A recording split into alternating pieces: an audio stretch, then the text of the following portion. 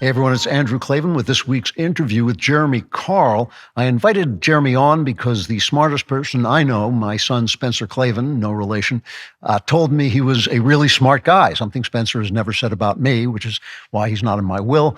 Jeremy has written a daring, I have to say, this is an actual courageous book. I don't use that word lightly. It's an extremely intelligent book called The Unprotected Class, How Anti-White Racism is Tearing America Apart. Jeremy is a senior fellow at the Claremont Institute, where his research focuses on multiculturalism, nationalism, race relations, and immigration. He's a former Deputy Assistant Secretary of the Interior of the United States under Donald Trump and a research fellow at Stanford University's Hoover Institution. So a lot of good credits. You can find him on X at Real Jeremy Carl, that's C-A-R-L, or at his Substack, The Course of Empire. Jeremy, it's nice to meet you. Thank you for coming on. Thanks so much for having me, Andrew. I want to read just a small portion of your introduction and talk to you about that to start. White Americans increasingly are second-class citizens in a country their ancestors founded and in which until recently they were the overwhelming majority of the population. We've come a long way from the days when we were securing the blessings of liberty for ourselves and our posterity, as the preamble to the Constitution puts it. So, I mean, you can almost hear the leftists screaming like in the background. And I suppose what they would say to you is, well, black people still do worse than whites. They still have worse outcomes than whites. Black people get arrested more, imprisoned more, are poorer. Why should we care about white people? Why should white people complain? Right. Well, there's a couple things. I mean, first, I didn't write it to complain or to create a victim class because I think we have enough of that right now in society. But I'm really kind of trying to urge folks to basically stand up for equality, stand up for themselves, kind of have that level of self-respect, quite frankly. And then I think the second kind of important thing to do is in this book, I really try to make it not just about black people and white people, but to look at a kind of broader range of races and ethnicities in which white Americans actually trail Asian Americans, for example, in pretty much any metric that you would want to use for current success in society. And finally, there's a lot of empirical work that you can look at that shows that if it's really great to be a white American, it's sort of strange because what we see is that when white people can flee from that identity, at least officially, and identify as something else on a government document or something else, that's what they're doing. And I outline that in the book. So when black people join together, they're activists. When Hispanic people join together, they're activists. When white people join together, they're the Klan. And that immediately, I have to say, I got to be honest, even in my mind, I thought, do we really want a white movement necessarily? Is that a danger? Right. Yeah. Well, certainly an excess of identity politics period is a danger. I basically say in the book, this is it's a kind of narrow thread that I'm trying to go through, but I'm trying to say, look, this is actually activism that is much like the civil rights activism that Martin Luther King Jr. did, in that he was organizing black people and allied whites, but not in the name of some black identity politics, but in the name of saying, hey, black Americans are entitled to the same sorts of constitutional protections and rights that all other Americans have. So that's what I'm really trying to say, too. I'm not trying to kind of start a white identity movement, but I'm saying, hey, white people and other people who are allied, who, in fact, I've got many non-white endorsers of the book, need to be organizing in the name of everybody having equal rights. Because right now, white people are being treated, both formally and informally, as second-class citizens increasingly. Can you expand on that a little bit? How are white people being treated that way? Sure. So you've got everything from affirmative action, where they're being discriminated against on the content, the color of their skin, and this is now the Supreme Court may have trimmed that a little bit in universities. Although, and I can expand on this, I'm sort of skeptical that we're going to see anything like the kind of real movement on that I think a lot of proponents are going to see. But we have this on job applications, and then you have it. Even I kind of document it in sort of my book in all sorts of different areas of life. So you have it even in the military, you have it in the healthcare system where white people were sometimes deprioritized for care in ways that I document. And then you have it even in ways that you can't kind of put as much of a quick finger on. But if you look at sort of the entertainment business, for example, white people, and this has been kind of compiled by liberal scholars, have been portrayed more negatively on average in Hollywood characters since the 1960s. So not even that recently that we've had this change, than minorities. So it's very pervasive. And in each of the sort of 12 inner chapters of my book, I talk about a different area of society and the ways in which kind of anti-white discrimination manifests itself. I can certainly tell you in Hollywood, I mean, it's very hard to get hired as a white person. If you do, they will attach a black person to, if you're writing a script, they'll attach a black person to it. He doesn't have to write anything. He just gets screen credit because the unions insist on it. Yeah. So it's definitely happening. So let me read you another brief statement from the book. White supremacy, the fact that white supremacy is now proclaimed by the White House, Hollywood, and many major corporations to be the greatest threat to America is proof that, in fact, white supremacy no longer holds great sway in America at all and hasn't for quite some time. Can you explain that? Sure. So the analogy I actually use in the book, and it's I think a good one, so I'll use it here as well, is that if you're living under Kim Jong Un in North Korea and that type of oppression, you're not actually going to be complaining about Kim Jong Un, because if you do, they're going to they're going to take you off to the gulag.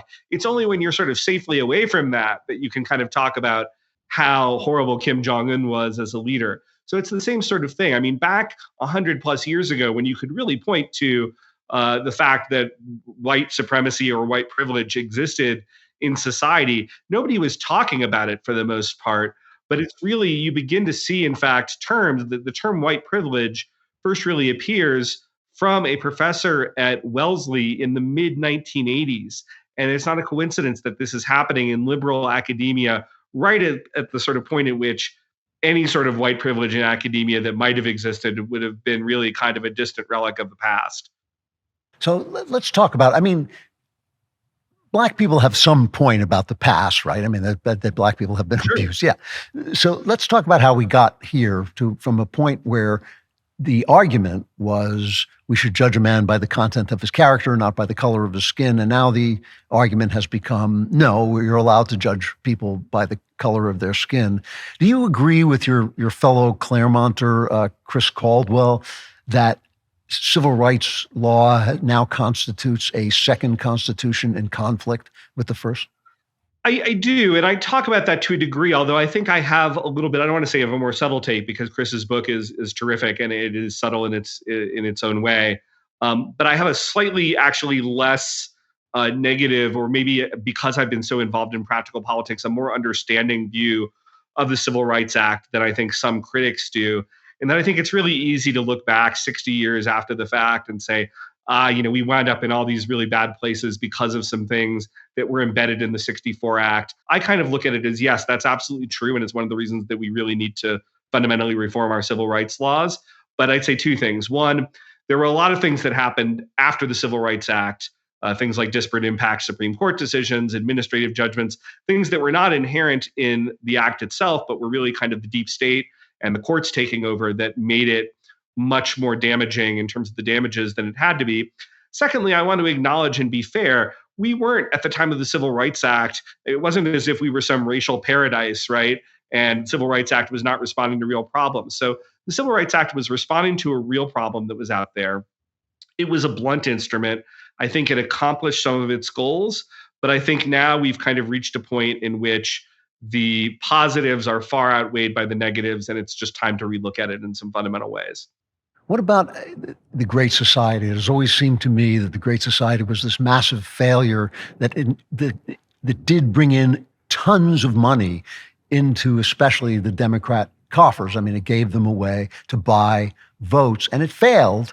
And anytime you said that it failed, you were called racist. How much does that affect the fix that we're in? Well, I think it does. And I think you're exactly right to point out this is not just the Civil Rights Act, right? There's a whole bunch of things that happen after the Republicans run Barry Goldwater, after the assassination of President Kennedy. You have this kind of historic wipeout.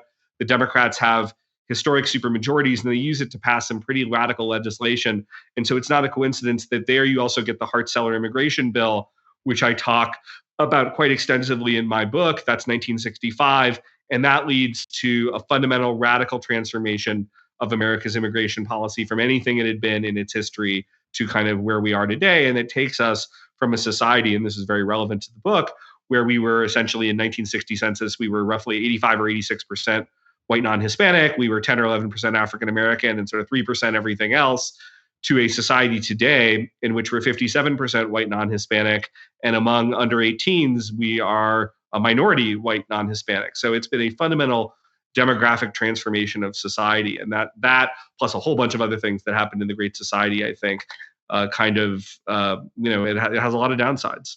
So that's kind of what I want to get to. We're talking about the book, The Unprotected Class, How Anti-White Racism is Tearing America Apart by Jeremy Carl, Carl. Give me some ideas of what, if you had to say, well, what are the big problems? What if you're a white man, if a young person comes to you who's white, what are the problems he is going to face? Yeah, well, I think you're not going to have the same opportunities professionally. You're not going to have the same opportunities educationally. And I think you're even seeing, I mean, my wife and I are both Yale grads. And so we were sort of part of that elite kind of academic background. And I think when I've got 5 kids and I look for my kids, I'm kind of like, well, is that even on the table realistically if we're not giving hundreds of thousands of dollars to the university? I mean, sure, in an extreme case, it could be, but I don't know that it is. I think big corporations, again, don't really want you. So maybe you have to look more at the entrepreneurship category. I think there's a lot of things, but it's even more just the messages you're getting from the culture that you are the problem, that you have white guilt, that you have white privilege, that there's all these sorts of sins of your ancestors that you have to atone for. And of course, I talk about this in a church context. As a Christian, I obviously believe that we're all sinful and we all have to repent, but that's not a basis of the color of our skin. That's just because we're human beings. Right. So, but still, you're getting this feedback. What's the answer to that? I mean, is the answer to be defensive, or is the answer to strike back? I'm not quite sure. I'm getting the idea of where the fight is. What is the fight we're supposed to be in? So at a certain level, I think we've got to roll back these sorts of policies to borrow a Cold War metaphor, with mutually assured destruction, which was kind of how we kept the peace in the Cold War. This was the idea that we sort of had a nuclear arsenal such that the Soviets weren't going to challenge us because they knew if they fired a missile, it was going to be the end for all of us. So I think the way that we get away from race politics in the way that none of us want to play is we have to show the Democrats that when they behave in this sort of racist way, that the political consequences for them are going to be so painful, and we are going to make them so painful that they're going to, back up and say, hey, you know what, maybe we should kind of get back to that content of your character type thing, because that would seem to be the best way to make things work in a multi-ethnic democracy. That's interesting. How do you do that? How do you make that painful for them? So, I mean, I think part of it, this book is an awareness raising exercise. I mean, I'm just trying to say, as I started to point out, this is the most comprehensive look, I think. I'm not kind of patting myself on the back extensively and saying this is just a fact at this issue. But there are certainly people who've looked at sub-elements of this issue, and it's kind of the metaphorical blind man touching different parts of the elephant. And what I'm trying to go in here and say, the elephant is an elephant. All this stuff is interrelated. We need to talk about it. We need to have a comprehensive way that we're pushing back and organizing and not being apologetic at calling the left out for their racist policies, and empowering people so that if there is somebody on the left who's kind of being overtly anti-white as a politician, that they pay a political price for doing that. I think once you have that happen, which is a function of being able to talk about things openly, which is what I'm trying to do here, and in organizing politically, then you begin to change the dynamic. For many people, tossing and turning all night is a frustrating experience. For me, it's just nighttime. That's what it's like. But when I want to go to sleep fast, I use Beam. It's not just your run-of-the-mill sleep aid. It's a concoction carefully crafted to help you slip into the sweet embrace of rest without the grogginess that often accompanies other sleep remedies. That's why I never use other sleep remedies. Beam Dream contains a powerful all-natural blend of reishi, magnesium, L-theanine, apigenin, and melatonin to help you fall asleep, stay asleep, and wake up refreshed. I didn't bring it with me to Nashville today, and that's why I got 2 hours of sleep last night. Today, my listeners get a special discount on Beam's Dream Powder, their best-selling hot cocoa for sleep with no added sugar. Now available in delicious flavors like cinnamon cocoa, chocolate peanut butter, and mint chip. Better sleep has never tasted better. Just mix Beam Dream into hot water or milk and enjoy before bedtime. If you find yourself battling the bedtime blues, give it a shot. Your weary self will thank you. If you want to try Beam's best-selling Dream Powder, take advantage of 40% off for a limited time when you go to shopbeam.com/Klavan and use code Klavan at checkout. That's shopbeam.com/Klavan with my promo code Klavan for up to 40% off your order. Why, oh why, did they spell Beam a four-letter word when what you want to know is how you spell Klavan? It is Klavan. There are no E's in Klavan. I just make it look this easy. So, I mean, one of the things that strikes me about the idea of white identity is for thousands, literally 2,000 years, the people of Europe did nothing but kill each other and fight with each other. And now in America, we're sort of all, huddled here together. But at the same time, there's plenty of animosity between Irish and Italian Jews and all these people. So, So how do you form a white identity without accepting some of the racist premises of the left?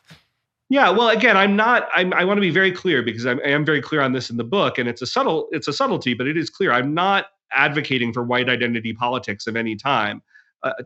I'm arguing for people who are put in this legal category of white in which they are being discriminated against to organize with other people, with many non-white people, to access equal rights.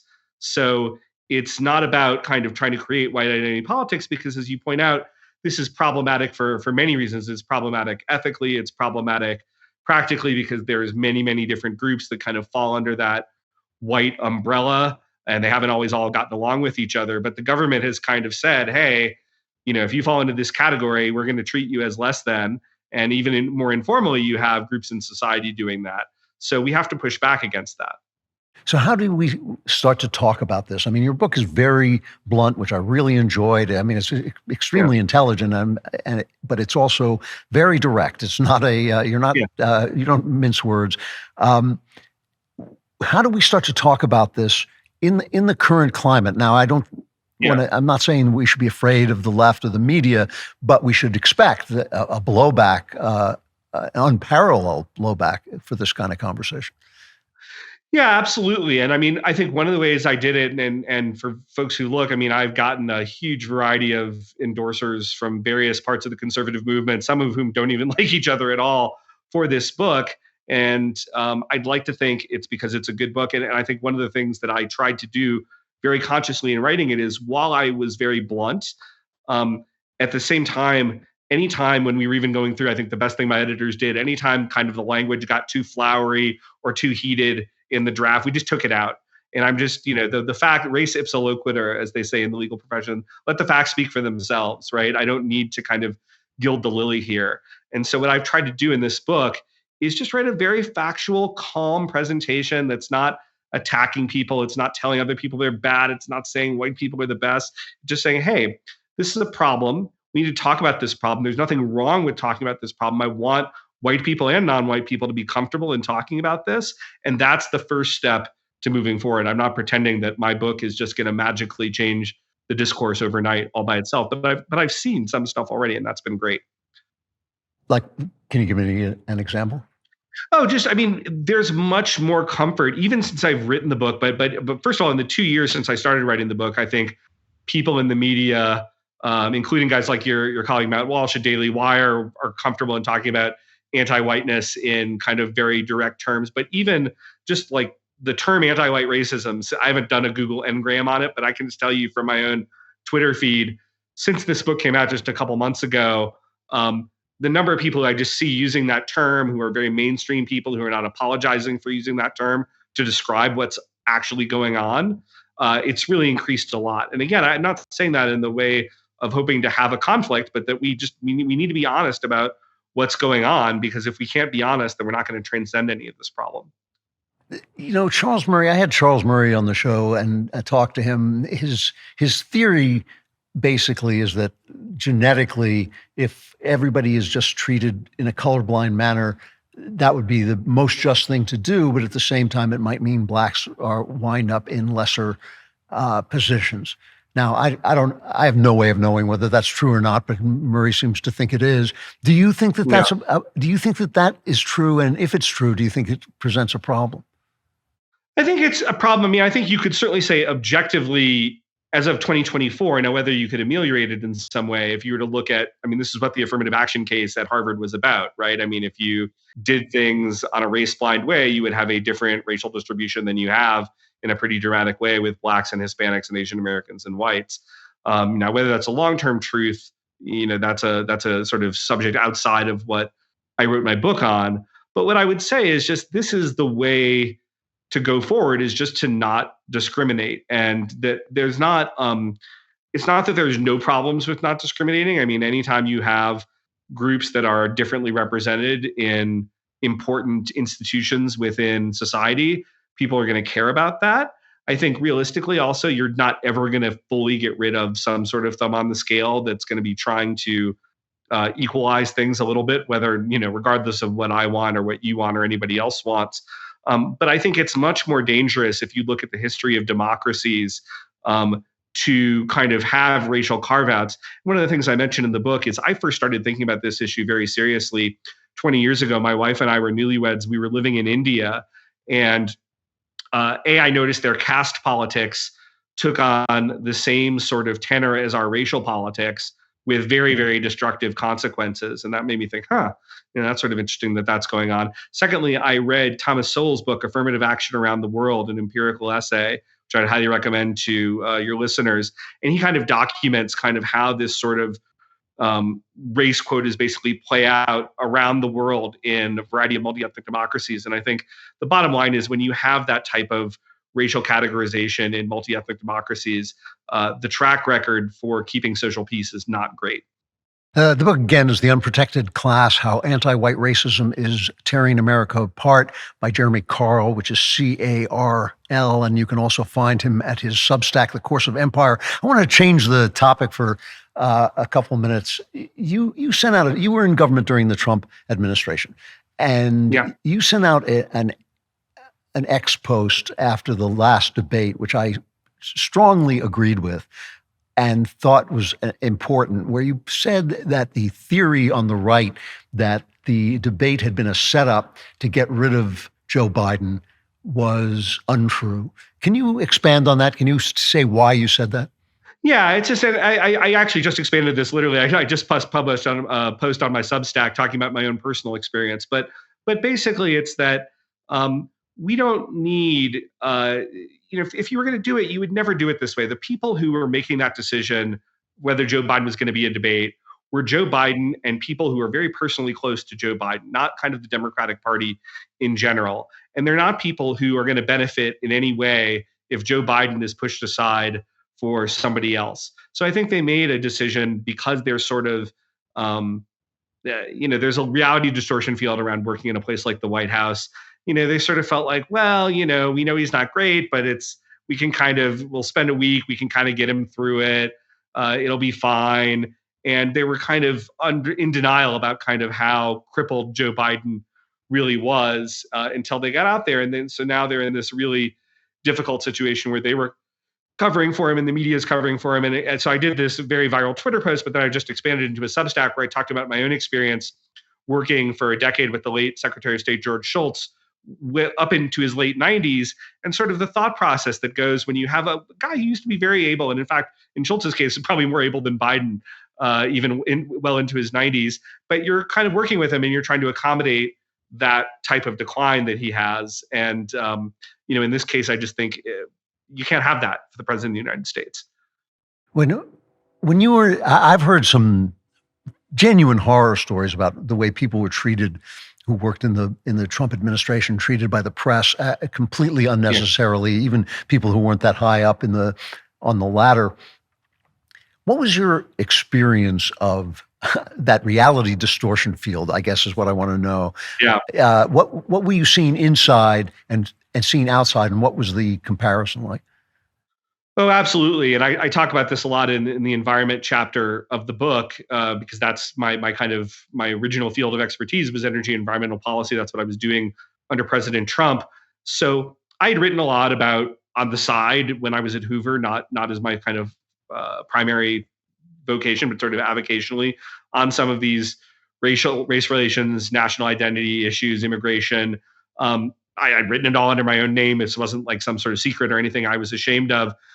But when I took a fairly senior role in the Trump administration, suddenly my political opponents took a much more interest in it. So I had a hit piece in the Washington Post and the Huffington Post. I had numerous members of Congress denouncing me.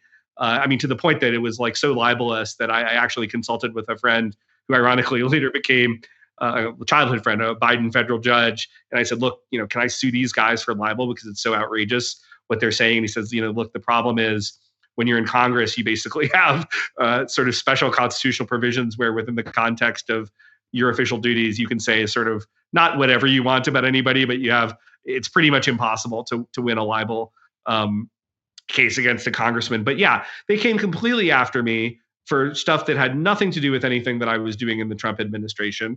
They made, numerous false assertions. And it was just kind of a welcome to DC moment. Again, I wasn't a DC guy. But yeah, it was very ruthless. You can't expect to be treated fairly by the DC media or the permanent Washington bureaucracy. And that's just the name of the game. Ironically, probably my biggest ally in the entire administration was a woman named Aurelia Skipwith, who was an African-American woman who was running Fish and Wildlife and who was really a great ally as I was kind of going through some of that. But I think it's indicative of how unhinged the left has become on these issues if you dare step outside the lines at all. What specifically you were dealing with the environment? What was your experience of the facts that you were seeing versus the climate change agenda that we get from the press? Well, that was really interesting because I think one thing that was very different about me than some political appointees, or frankly, most political appointees, not all, I want to be clear because some of them were really quite expert, but I had a lot of pretty deep technical expertise in my area. I'd done doctoral work at Stanford in climate policy and things like that, and energy policy.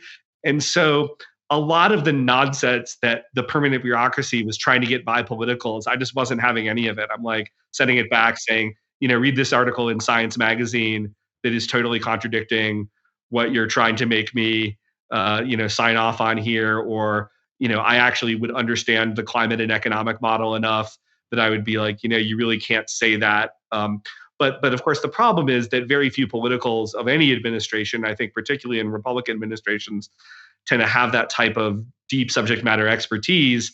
And as a result, the permanent bureaucracy kind of tends to come in and run things. And that's, by the way, why this case that just came down today as we're taping this, the Chevron case, where essentially we're going to stop deferring to administrative agencies in ways that we've been doing for 40 years, is so important because it recaptures some of that, the power that the deep state and the bureaucracy has, to me, unaccountably taken over, and it puts it back in the hands of more democratically accountable branches of government. So I think that's great. Do you feel that, if we don't do something about the environment, that we'll all be dead in 5 years ago or whatever? No. And again, it's so funny that I was actually attacked because I was one of the more dovish people in the Trump administration on environment issues. But so I'm not, I hate the term climate change denier, but I don't deny that climate change exists or that even humans are contributing to that in some way. But I completely deny, based on years of experience in looking at these models and of energy, actually understanding what's going on the ground, that anything that the Democrats are doing is at all useful in this regard, that it's not just totally counterproductive, that it's not just kind of about feeling good, and that, this could be a whole show in and of itself, but just save it to say, like, you could believe in anthropogenic climate change and still think that what the Democrats are doing is somewhere between, counterproductive and insane. And that's largely my view of things. So I ask you this, I don't want to pressure you to answer it, but I'm interested. Would you like to see President Trump in office again? Oh, yeah, no, absolutely. I wouldn't hesitate to answer that at all. And obviously, President Trump has his weak points, and I don't need to elaborate on them here. But I think he's also got great strengths, and I think if you sort of look at what our voters are saying, um, the thing that Trump does so well is um, he's not bound to a lot of these hidebound things that we kind of do in the past, these hidebound rules that have not really worked for us with these. He doesn't want to play a game where we always lose. Now, sometimes that goes too far, but a lot of times it's just what we need. So I'm unambiguously and unashamedly pro-Trump in 2024, and wouldn't hesitate to go back into the administration again, if I were called to do so, and I felt like I could contribute. That's refreshing to hear. It's rare that people speak that clearly. You speak very bluntly and clearly in your book, The Unprotected Class: How Anti-White Racism is Tearing America Apart. Again, it's Jeremy Carl, Carl, and you can find him on X at Real Jeremy Carl, or at his Substack, The Course of Empire. Jeremy, it's really nice to meet you and talk to you. I hope we get to talk again. Thank you very much for coming on. I appreciate it. Absolutely, so much. It's a pleasure to meet and a pleasure to speak, and I'd love to do it again sometime. Thanks a lot. Really interesting. Really glad to see people talking about this openly. It shows you how much things have changed in the media landscape, that people can dare to speak about these things without fear of being completely destroyed. That's a very subtle change, but a really important change. It's because of places like the DailyWire. It's because of the way conservatives have been using Substack and other forms of getting information out, and it's very encouraging. Jeremy Carl, again, The Unprotected Class. I am Andrew Klavan, and I will be back on Friday with The Andrew Klavan Show. I hope to see you there.